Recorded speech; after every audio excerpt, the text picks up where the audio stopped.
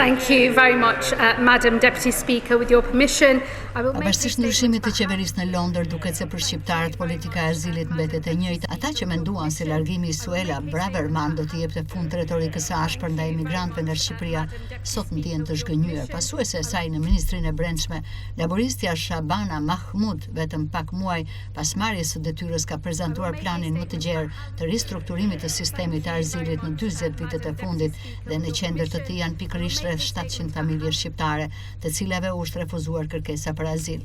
Për shembull, ka rreth 700 familje shqiptare, kërkesat e të cilave për azil janë refuzuar.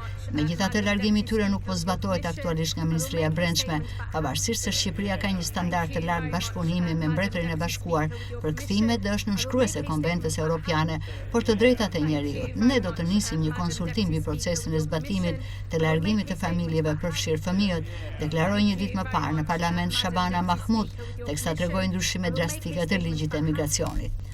Masat kanë shkaktuar shqetësim dhe brenda vetë Partisë Laboriste, që pranojnë se deportimi i fëmijëve dhe familjeve konsiderohet i dhimbshëm dhe politikisht delikat, pavarësisht se Shqipëria vlerësohet nga Mbretëria e Bashkuar si një partner i besueshëm në rikthimin e shtetasve, vendi ynë është rikthyer në qendër të debatit britanik për migracionin.